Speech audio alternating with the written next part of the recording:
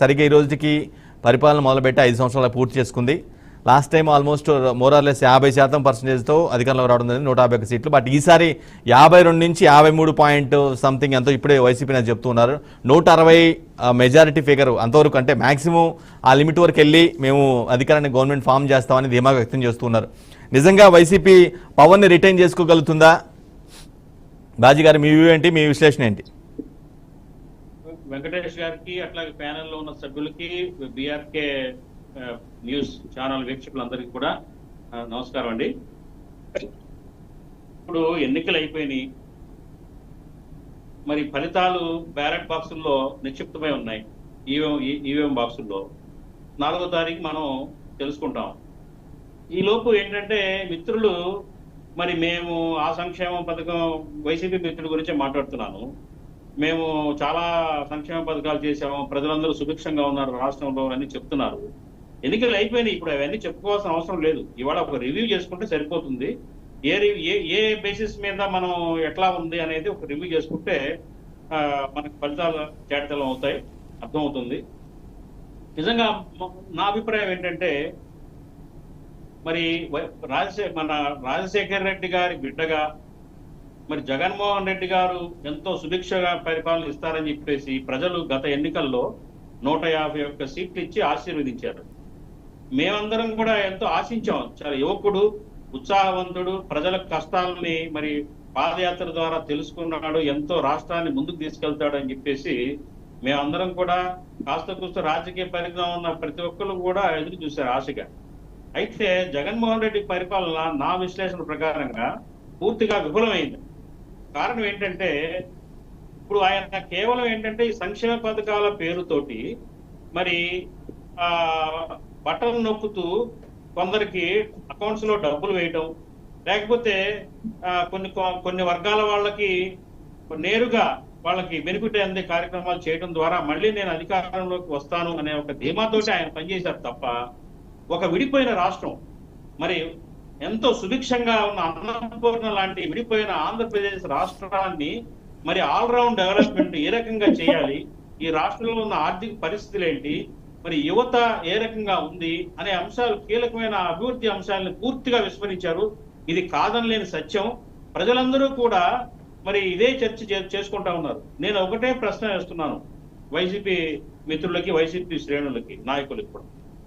ఇప్పుడు మీరు బటన్ నొక్కి బెనిఫిట్స్ ఇచ్చి సంక్షేమ పథకాల ద్వారా మేము మేలు చూకూర్చాము అన్న వర్గాలు సరే మీ పట్ల పాజిటివ్ గా ఉంటారేమో చూద్దాం. కానీ కోటాను కోట్ల మంది ప్రజలు ఏ రకమైన బెనిఫిట్ పొందని కోటాను కోట్ల ఓటర్ల మాట ఏంటి, ఆ ఓటర్ల యొక్క మనోగతం ఏంటి, ఆ ఓటర్లు ఎవరి పక్క చూస్తారు, వాళ్ళ ఆలోచన ఏంటి అనేది ఒకసారి మనం విశ్లేషించుకోవాలి.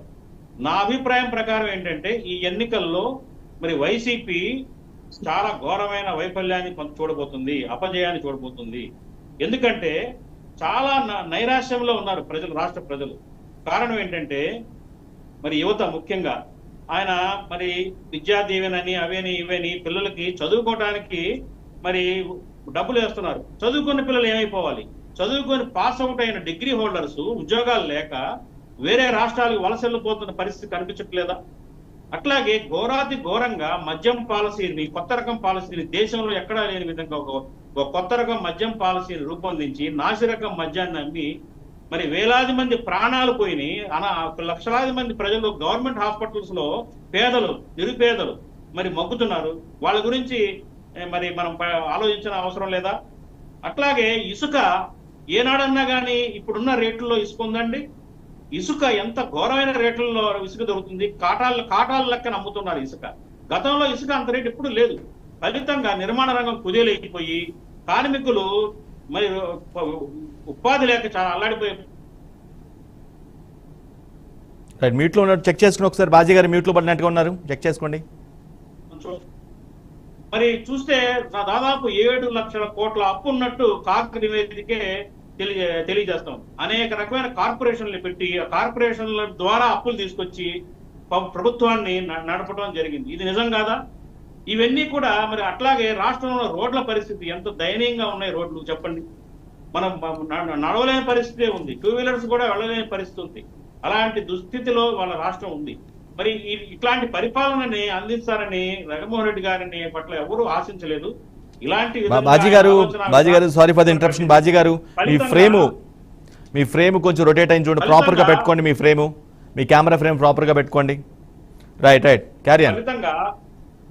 ఫలితంగా ఏంటంటే నా విశ్లేషణ ప్రకారంగా వైఎస్ఆర్సీపీ మరి చాలా దారుణమైన రిజల్ట్స్ అని ఈ ఎన్నికల్లో చూడబోతుంది. అట్లాగని తెలుగుదేశం పార్టీ చాలా గొప్పగా గతంలో పరిపాలించింది అంటానికి కూడా లేదండి. ఇక్కడ ఈ ఎన్నికలు ఏంటంటే జగన్మోహన్ రెడ్డి గారు కావాలా, జగన్మోహన్ రెడ్డి గారు వద్దా అనే రెండు అంశాల మీదే బేస్ అయ్యి ఎన్నికల ఫలితాలు వస్తాయి.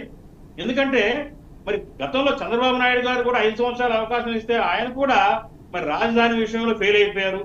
ఆయన రాజధాని కనుక అప్పుడే నిర్మించి ఉండి అన్ని సక్రమంగా చేసి ఉంటే ఇవాళ రాష్ట్రానికి దుస్థితి వచ్చేది కాదు.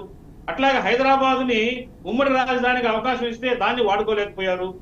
ఆయన కూడా ఏంటంటే ఈ రాష్ట్రాన్ని నిర్మించడంలో మరి కొంతవరకు మనం ఆయన క్షమించవచ్చు. ఎందుకంటే జస్ట్ విభజించబడిన రాష్ట్రం కాబట్టి ఆర్థిక వనరులు సమకూర్చుకోవడంలో డిలే అవుతుంది కాబట్టి ఆయన కొన్ని సరిగ్గా చేయలేకపోయారేమో ఫస్ట్ టర్మ్ లో అనుకుంటున్నాం.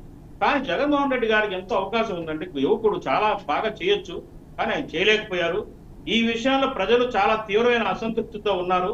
ఆ అసంతృప్తి వల్లే తెల్లవారుగట్ల 2 దాకా 12 దాకా కూడా ఓటర్లు క్యూలో నిలబడి ఓటింగ్ చేశారని చెప్పేసి మేము భావిస్తా ఉన్నాము. మరి అది నెగిటివ్ ఓటింగ్ గానే మారబోతుందని చెప్పేసి మా అభిప్రాయం. అదే ఆ లేట్గా వచ్చిన ఓటింగ్ మొత్తం కూడా తమకే అనుకూలంగా పడిందని వైసీపీ బలంగా చెప్తూ ఉంది. అఫ్ కోర్స్ ఎవరి ఇంటెన్షన్ వాళ్ళది, ఎవరి ఆలోచన వాళ్ళది. రైట్ గురుస్వామి గారు, డీబీటీలు ప్రధానంగా డీబీటీల ద్వారా జరిగిన లబ్ధి ఏదైతే ఉందో, సంక్షేమం ఏదైతే జరిగిందో, ఆ పొందిన లబ్ధిదారులు మొత్తం కూడా అది గుర్తుపెట్టుకొని ఖచ్చితంగా అంటే ఐ మీన్ టు సే మహిళా సెక్టర్ ఎక్కువగా మహిళగా వచ్చేదంటే విద్యార్థులు, యువత ఏదో లేటెస్ట్గా కొత్తగా ఓటింగ్ వచ్చిన